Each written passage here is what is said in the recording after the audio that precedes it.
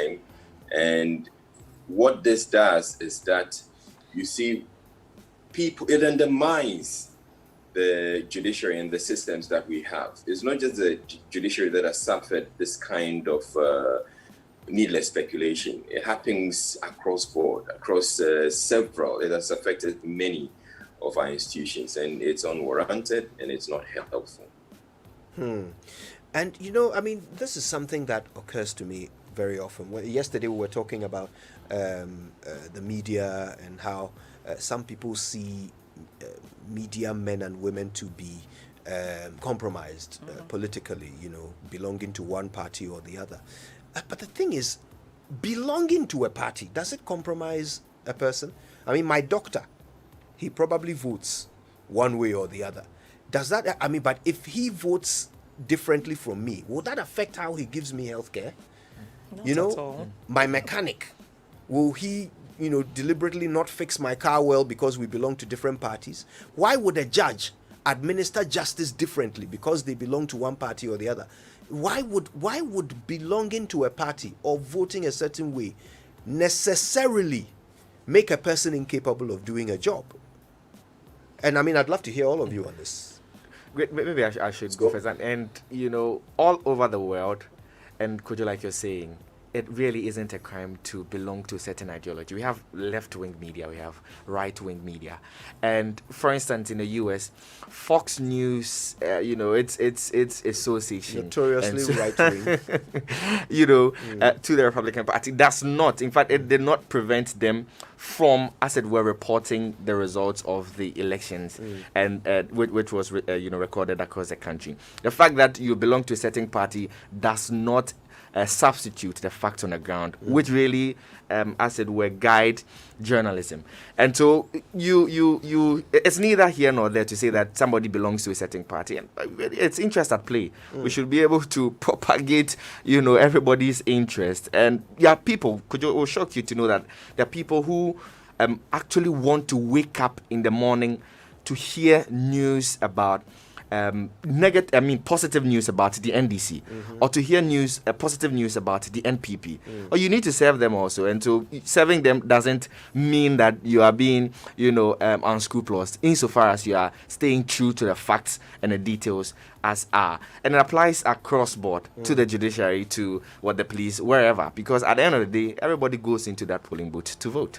Well, I will sometimes blame the politicians themselves for bringing us this far, because they will want to promote this kind of agenda because they're not satisfied with something that is currently happening, or they would want to push this agenda because it works in their interest.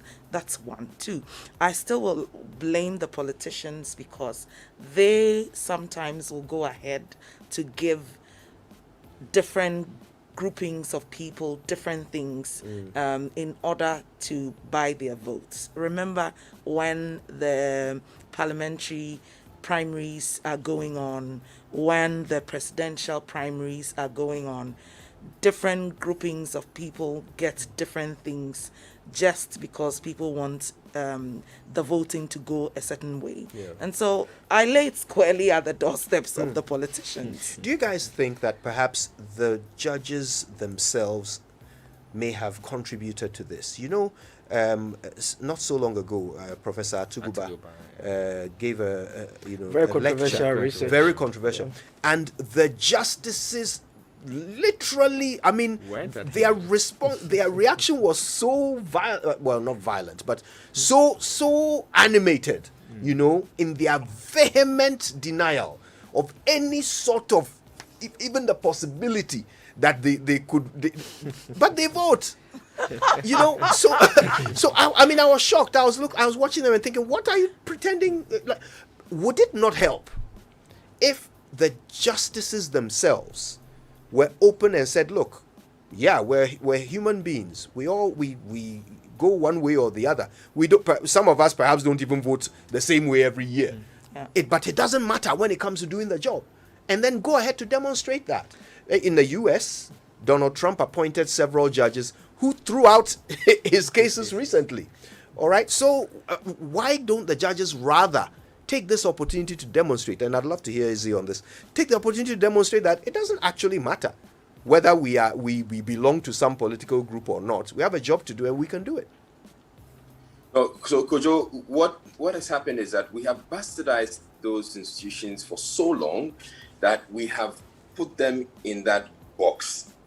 And so it becomes difficult to go back to want to change anything. And the politicians, as Odile indicated, they have made sure that they have bastardized everybody else and put you either have to be for us or against us.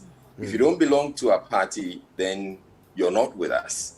If you have not declared support for us or we don't know you, then it means you're not for us. And the things you do will be or are most likely to go against us. And they've tried to do it for every Ghanaian. You see, so that's also another problem. But another thing I'd also want to add is we should also be asking the politicians, why is it that, or what is it that they do when in power, so that when they have somebody being appointed, or how much influence do they have on these people such that when they have somebody appointed, they are worried about how the person would do their work. So is it that when you're in power, and both the NDC and the NPP have both been in power, is it that when you're in power, you influence these people to work in a certain way such that when they find themselves there, or you're not in power, you're worried about the way they're going to do their work? And that's a question we should put to them. Absolutely, that's a good question, right? I mean, politicians ought to explain to us why they are suspicious of judges, you know. And the problem that we see with regards to the comments they make about the judges is that they are usually they don't relate to the substance of the issue. And so judges write judgments. They are supposed to interpret the laws and enforce the laws. That's why I prefer to listen to someone like Professor Kwesi Prempeh or Professor Kweku Asare, because they disagree with the judges consistently, Professor Asare especially, and he explains why he disagrees with a judge's interpretation of the law. You can point out someone being up to something mischievous by simply criticizing the judgment, but you see, and that's how come, for me personally, I disagree with Professor Atugube's research, in that the bottom line of it was that he was analyzing them based on who appointed them into the Supreme Court. While you could it would better place to look at their decision and say that, look, Kojo voted this way on this issue, and I thought Kojo was wrong.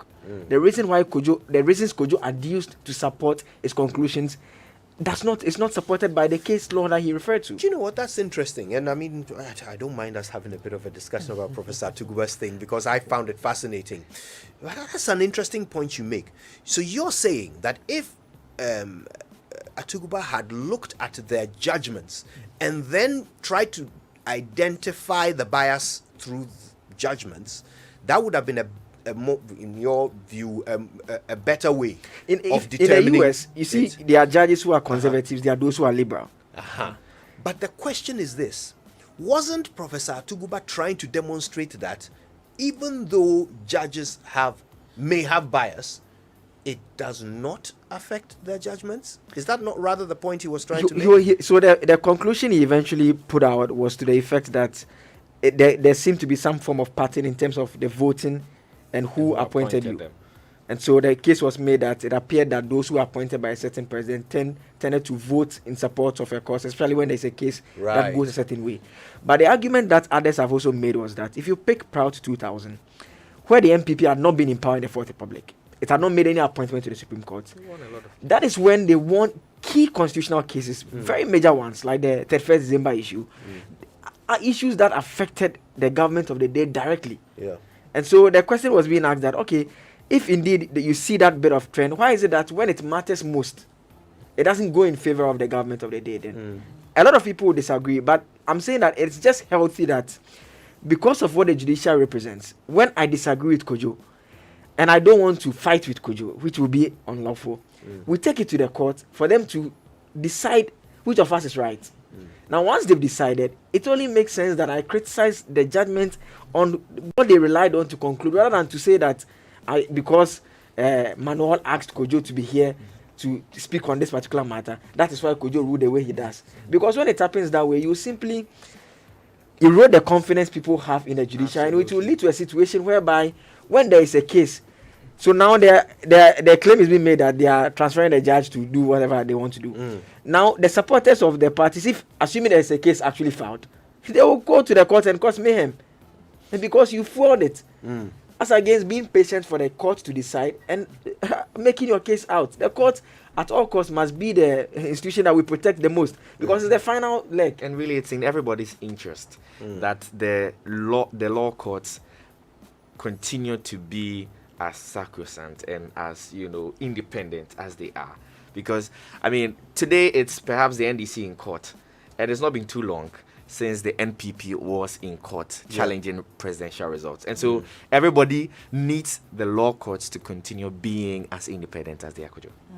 And it's also worrying that I remember before the filing of the petition by John Dramani Mahama, there were sections of the NDC that also cast some doubt on even the process which hasn't begun at the courts. And this goes to lay credence to what we're just talking about, that let us take out the politicization of judges and the judicial system, because it won't bode well for us and our democracy.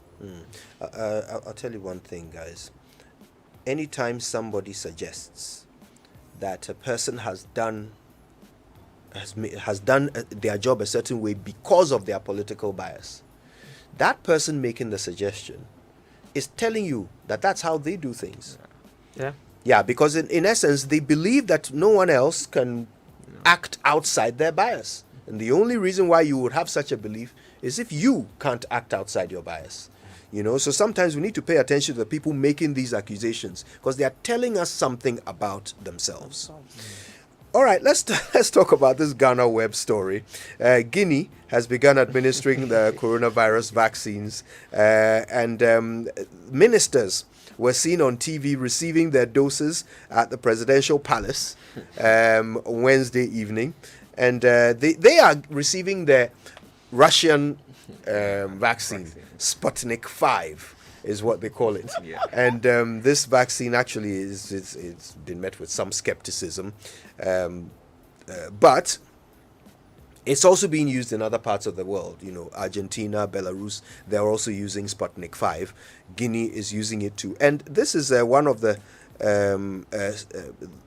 minister, or actually the Speaker of Parliament for Guinea, Amadou Damaro. He said, after he was injected, he said, "We are the guinea pigs. The government's permanent concern is to fight the disease. We hope that this vaccination will be extended to the rest of the people and that it will be the beginning of the eradication of the disease." So he's hoping, after receiving he's hoping that people will receive theirs too. It's unfortunate, and I really find it bizarre, because in the US, which was virtually the first country where the vaccination started, it was the UK actually. The UK started first. The UK started first. Okay, health workers and indeed Elderly. The elderly, yes, were the ones they administered these vaccines on first, because they are the front of things. The elderly are likely to die if they get the disease, and so the expectation is that you quickly tackle that population so that we minimize spread and make sure that things are done properly. And here in Africa, just like Manuel and Akable were trying to tease, perhaps these ministers will quickly have to travel and bring resources to Guinea. And so my expectation is that they would want to tackle these people first, so that revenue shortfalls in Guinea are not really affected entirely. Now, permit me to play devil's advocate here. I mean, but they say they are the guinea pigs. I mean, they are sacrificing their lives. guinea pigs in you Guinea. know, In they are guinea pigs in Indeed. Guinea, sacrificing themselves for the greater good of the entirety of Guinea. So that if anything goes wrong, well, the other people who they represent will not be affected. They will be affected. I mean, I think that's a huge sacrifice anybody could make. No. I don't know whether Kojo, Israel has any information yeah. on any steps in Ghana for the vaccination to start. All right, so Kojo, I would want to come in to say, see, the politicians will be sitting back and saying, so you, these nationals or citizens, what at all do you want? There was this joke that was making the rounds that if the vaccine becomes available, we should vaccinate the politicians first. If they don't die, then we the rest of us can get to use it. If they die, then good riddance to the politician. that was a joke, by the way. So they'll be sitting back and saying, so you said all this and we've decided to offer ourselves as guinea pigs in Guinea, and yet you people, and you what? So you want what? The nurses to go first. The nurses, if they take it and they die, then it means there'll be nobody to take care of the rest of us. So I just feel that, yeah, I mean, maybe they're also being good examples. People's tolerance for vaccinations, or people actually don't believe in vaccines because of these conspiracies that have gone around. So probably they're just doing this to assure everybody else that if we are taking it, then it is safe enough for everybody else. I've got to say that's actually a fair point. Here in Africa, so many conspiracy theories have been flying around about vaccines. I mean, even very early in the pandemic, as far back as March and April, there are all these videos of people suggesting that the virus itself has been introduced deliberately, into the world so that somebody can make a vaccine. And that the game is the vaccine. Either people want to make money from it, or people want to use it to somehow control Africans.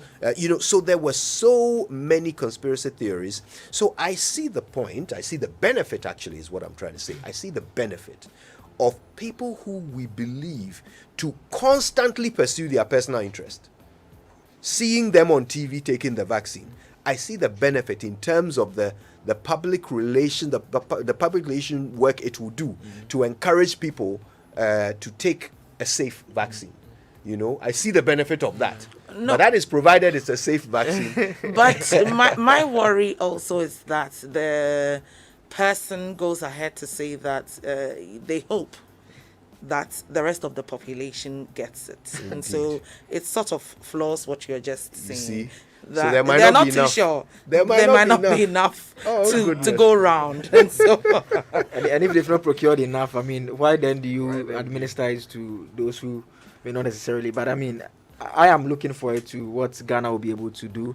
The last time we heard from the health service, they had made a point that they had put together a team that was going to work and try and get us some of the vaccines. We've not heard of any vaccines here in town, unless it has come to town and we are not aware, and people are being vaccinated on the quiet. But I mean, we hope that Ghana also gets its share of the vaccines so that things get better here. We are in a new year. Someone was saying yesterday that you are going into a new year. Don't forget that Corona is also in a new year. It's also traveling with it's it. traveling. also crossed over. Yeah, I think we should be emphasizing a bit more on the risk communication strategy that will be used by the government. Just like you said, there are all sorts of ideas about the vaccine. So maybe the Guinea, story is a good example to look at, or maybe we should That is start off. provided there's enough for everyone else, yeah. Absolutely, and so I mean, there waits to be seen the sort of risk communication that the government will use. I mean, I've got to say that here in Ghana, the belief is that we will be receiving this vaccine this year. By March. By March, that's what the authorities have said. But Kwame Sapon Asiedu, I know, has different analysis. He suggests that looking at the way things are going globally, we're more likely to be receiving it nearer the end of the year.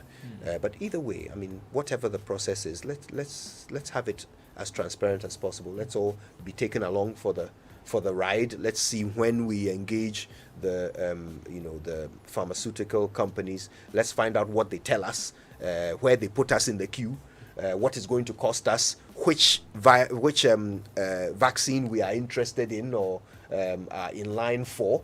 I know that Bill Gates and his foundation are planning to make the Oxford AstraZeneca vaccine available in Africa at a reduced price. I don't know if that's what we're interested in or not, but these are things that we should already be talking about. It's not some far-flung future thing. We should be talking about it today, trying to figure out what our future is in terms of this vaccine. And then if there's a timetable of who's getting it first and why. And where we are in the queue. Exactly. I think it would be really good. It would be interesting. Yeah. Sputnik 5, Ihadu. All right, well, the online review is brought to us every morning by Zenith Bank in your best interest and Goyle Good Energy. Going cashless has never been this convenient and exciting. Goyle e-payment systems are now compatible with GH Link, the national payment platform, which means wonderful convenience for you. You can buy fuel and lubricants with your GH Link card from any of the over 400 Goyle stations across the country. It's great. You can monitor your monthly spend on your bank statement thanks to this. So go cashless and protect yourself and stick to all the COVID-19 protocols. Goyle Good Energy. Goyle Yenara Yenze. And as always, we're not having the BBC News today, but we do have some important messages from our partners. Stay with us. The team and I have even more to talk about after these.